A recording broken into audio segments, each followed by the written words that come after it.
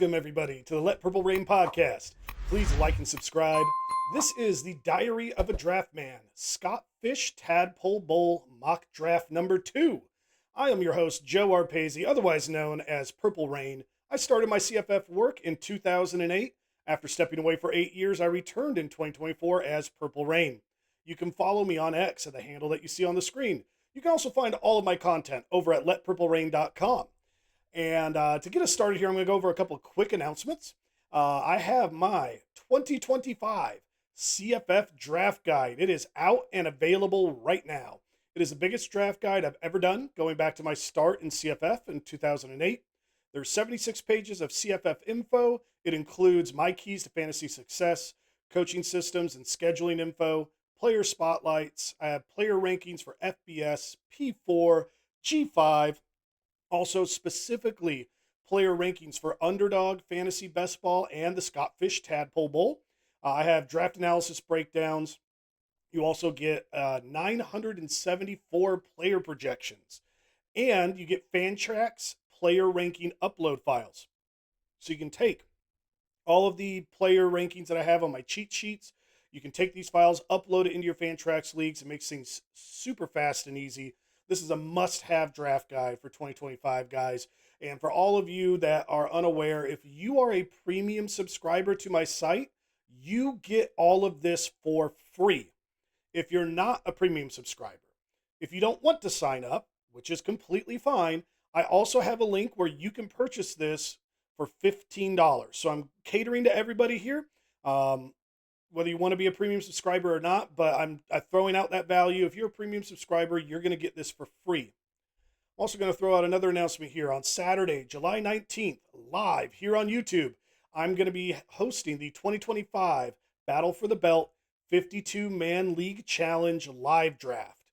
I want to some special thanks to Arm Championship Belts for being this event's sponsor.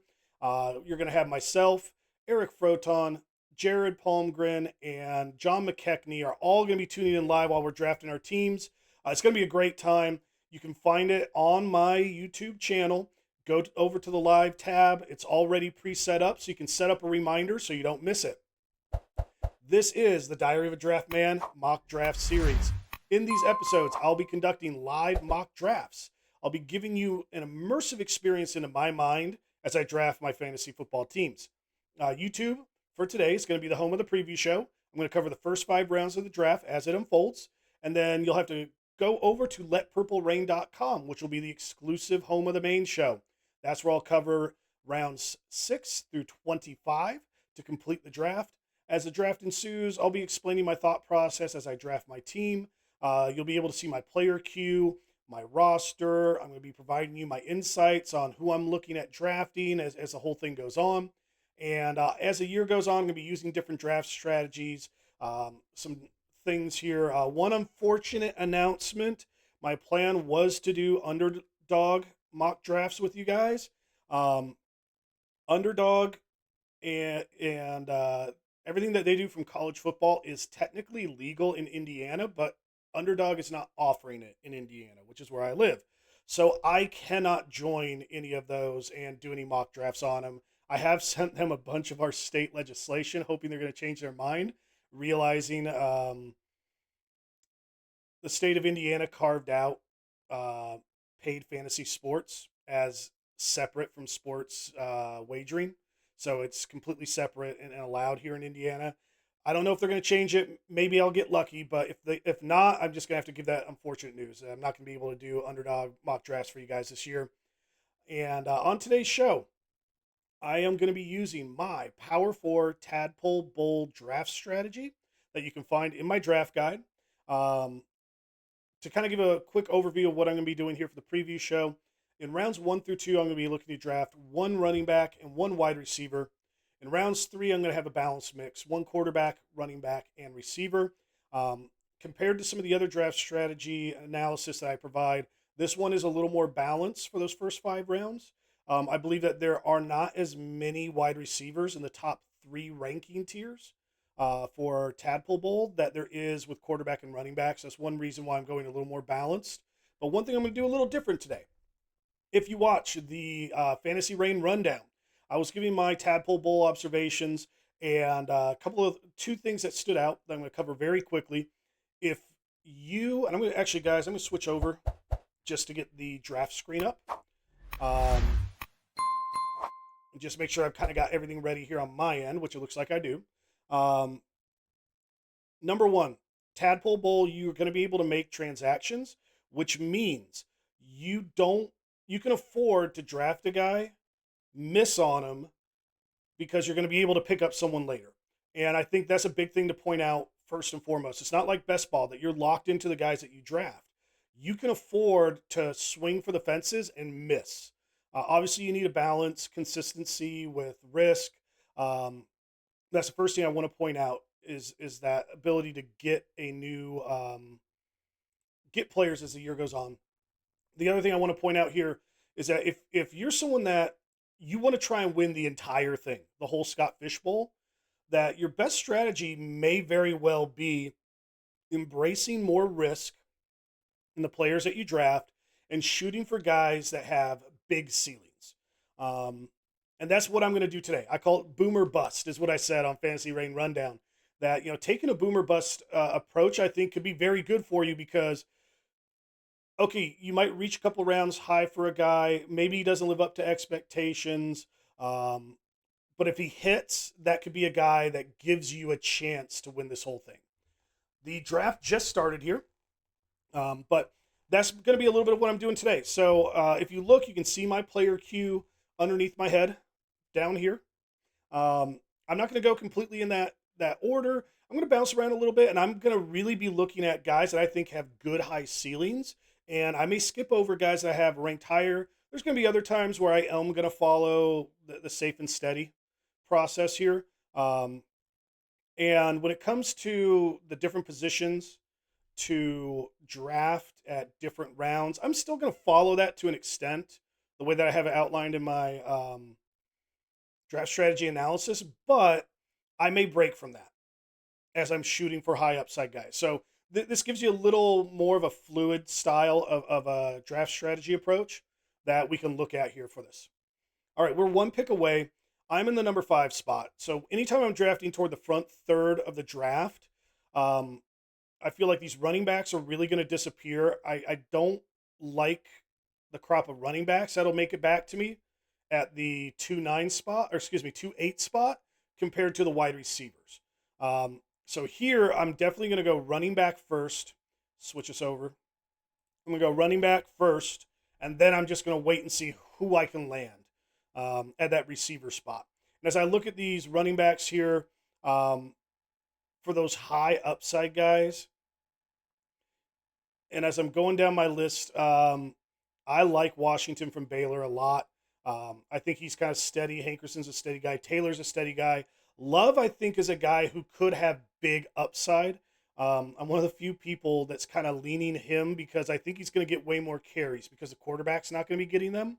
A lot of people are a little off on him because of the high touchdown percentage. But what I'm going to do here is I'm going to go with Dylan Edwards. Just thinking if he is getting more carries and he's got return yardage and everything, I'm going to use him as my high upside guy that we're going to shoot for. And I'm going to flip over my queue to wide receivers now. As we're just going to kind of see who falls. The one thing is I kind of look at, you guys can see all the way down through number 8, Bell from Louisville on the screen. Guys that I think rank higher than what you're seeing on the screen for this boomer bust approach. I love Eric McAllister. Deion Burks, I think, is definitely worth taking that shot on. I like Ryan Williams, but like Cam Coleman is a guy I probably will drop a little bit. I mean, if I'm kind of looking at my rankings right now, I mean, I think I would go like Tyson, Williams. Williams, I think, does have good upside there. He's got a young quarterback. I'll take that back. I'm going to say Tyson and then McAllister. McAllister has a returning quarterback coming back. I think he should have a massive volume. So I put really McAllister as my number 2, then Ryan Williams. And I'm not sure. Between Coleman and Burks, I might feel a little froggy and take Burks. I don't know. Because John Mateer is a guy who's slipping in some of these drafts, so I might get a little aggressive trying to get my second quarterback if Mateer is sliding. So Burks is someone who could give me a stack. I might just look at that. But I think between Coleman and Burks, I like the system that Oklahoma has. I think they're going to have to throw the ball. Um, Burks just might be worth that high upside pick over Coleman. Um, we'll just kind of see how I'm feeling here as we get closer to our pick in the second round. Um, do have a number of people it looks like might be running auto draft that they're not in the room. Um, Take us a little bit longer to get through these first rounds or so with them.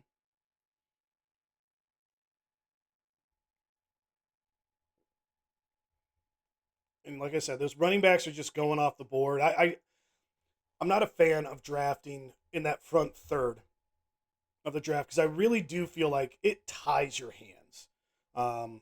It's difficult for having options. I love drafting in the middle or in the back third. Um, you have a little more wiggle room, I feel like, during those first handful of rounds.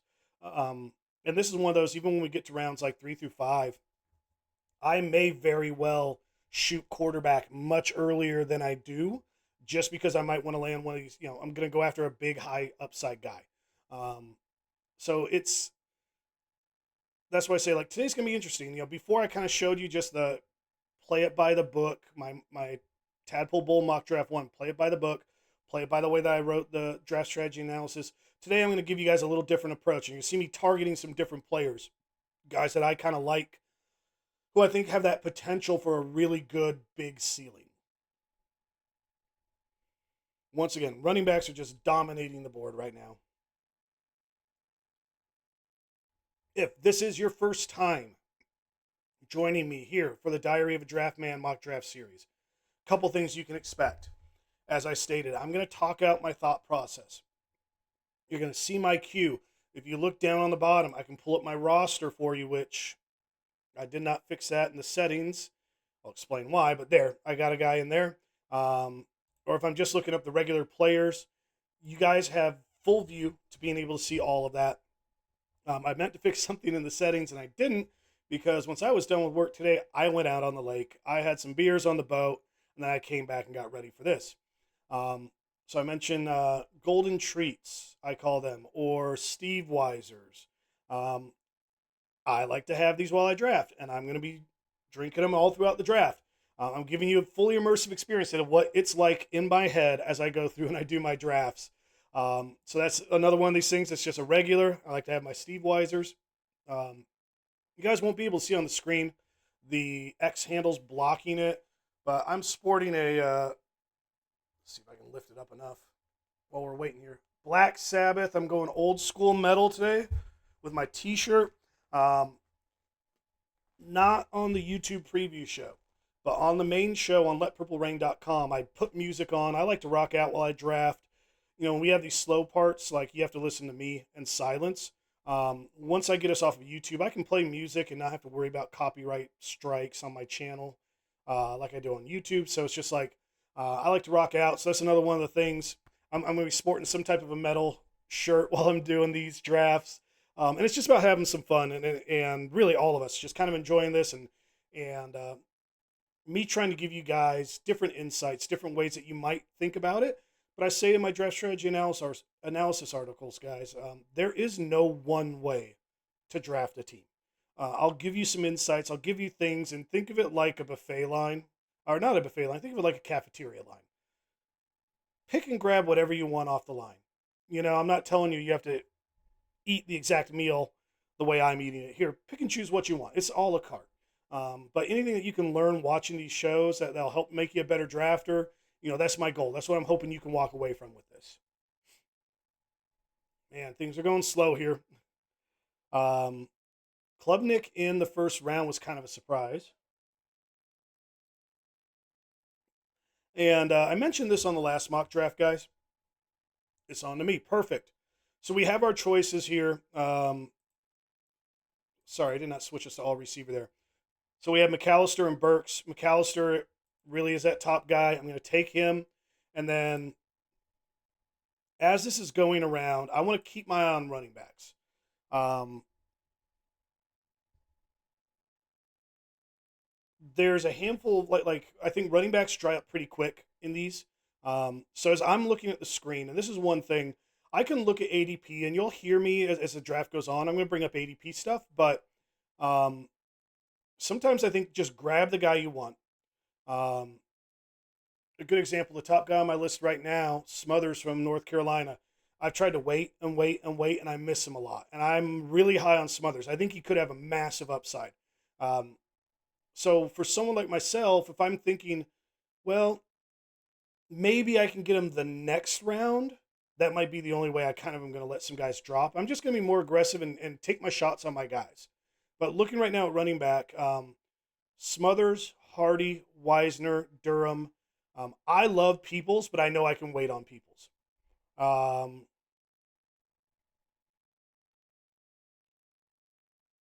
Jordan from USC there at the number 11.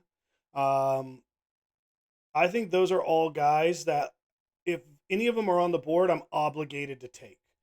Some of these other guys, you hear me, I'm skipping over them. Either I feel like I can wait on them, or maybe I'm not as high as other people, like John Coleman from Washington. I am a Washington guy, but I see his carries going down this year because if you got a running quarterback, he's going to eat into Coleman's carries. Um, it's coming right back around on us. So I know I can only get one running back here in these next 3 rounds. So I just have to grab the guy I like the best. And I am going to say if Wisner's there, I'm going to take him first. That's just as a proven system. I'm going to take that system first. If Wisner's gone, I'm taking Smothers here. And then we're going to go peek over at quarterback and kind of see how that plays out. One pick away here. But that, the quarterback position, we're going to want to shoot for a dude with high upside. Just where I don't mind maybe reaching there. But I'm going to kind of flip back and forth between receivers and quarterbacks. And we just need to see how this run happens from after the third round leading up to our fourth round pick.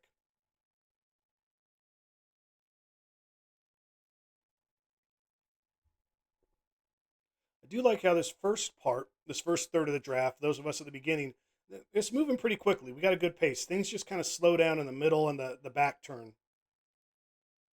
Here we go. We're going to be able to get Wisner. Take him here.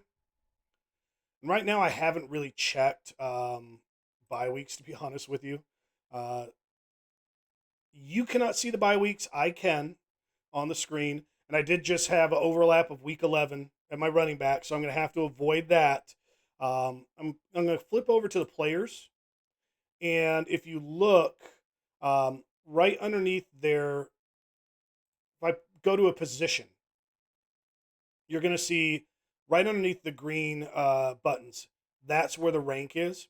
So I can see rank, and then underneath the team logos, you're going to see the bye weeks. So this is one way where you guys can see bye weeks as I'm going through. And one of the things that I do, flip over to quarterback. Um, I may just like at some point be like, okay, we can't have any more such and such bye weeks. And I take my player rankings and I load all of them into my queue. That's how I start. Excuse me. Then as I realize, like, okay, I can't afford any more bye week 10s at quarterback, I'll go through that player list, flipping it back over. It's on quarterback, and I'll just scroll through. And I'll look, okay, who has a week 10? And then I'll go in and I'll remove them from that queue. So I'm no longer looking at them. I know I need to disregard them, and it just helps make things a little cleaner, in my opinion. But if we go over, like I said, I want to look at quarterbacks, and right now quarterbacks are slipping a little bit, which is good. Damon Williams is a guy I will aim for big time. Um, if I'm going to try and go with an upside guy, I obviously do not want Avery Johnson because I already have Kansas State with Dylan Edwards at running back. So if I'm kind of prioritizing this, if Demon is there, there he goes. So now with Demon gone, I feel like we might be able to wait until the fifth. Mateer, I'd take a shot on. Dampier, I'd take a shot on. Um, but I want to just kind of scroll down. If I'm looking for upside, I see guys that I can wait on. I don't see anyone that I feel like I really have to grab. Nussmeyer, I don't know if I want to view him as a big upside guy. So it's coming back around to us. And Matier and Dampier, I think we probably can wait till the next round. So we'll flip over to wide receiver here, one pick away. And if I'm going to shoot big, Caden Lee, Bell, like a bunch of these guys I like, but Decorium Moore from Oregon. If I want to shoot big upside, I'm going to say that's definitely reaching. I think he, like him and Dane Key, I think have the highest floor or the highest potential ceiling of this group here. I'm going to flip us over. Hang on one second. My wide receiver, I'm going to double check these bye weeks. I wish I would have fixed this in the settings. 2 and 10 we have to avoid. And then if we go over here, Decorium Moore has a 10. So we're going to skip him. So as I'm looking at the rest of these, I said Dane Key I feel pretty good about. I'm getting low on my clock too. I'm going to go Dane Key here.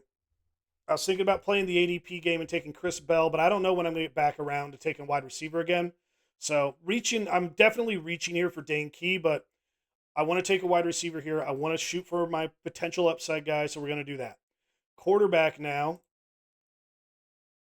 I try and keep this, the window that you see below.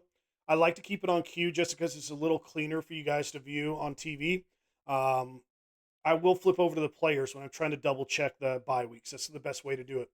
But as we're getting around to going this term, once I make this 5th round pick, I'm going to be signing off here on YouTube, changing over the shows and getting ready to do to set things up for the main show at letpurplerain.com. What I'm going to say right now with the quarterback position, this is where I could tweak some things.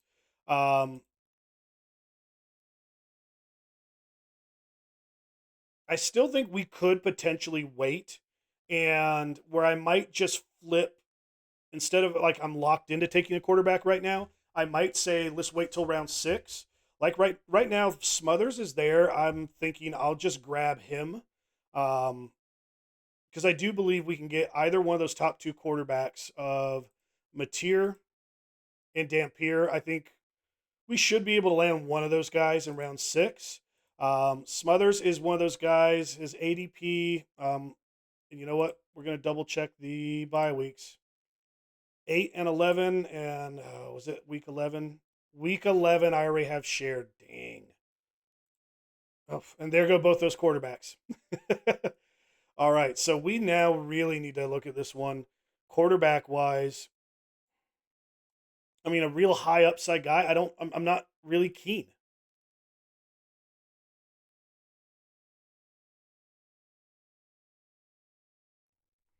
Maava and Ty Simpson. I think those would be the 2 I'd really lean toward if I want to think big upside window. So if we're going to draft someone a little early, I want to avoid that week 11 bye, which Smothers has. We could go back to receiver. I know that we would share a week 10 bye with Decorium Moore. Let's just go ahead and do that. Like, I'm not a huge fan of this move. I'm going to be honest with you guys. Wide receivers are running a little bit here, so we are able to jump in and grab someone with big upside. But like running back wise, James People is someone we can wait on. Let me flip back to Q. Actually, I got to take that back. That was the end of the 5th round here, guys. So I am going to wrap us up.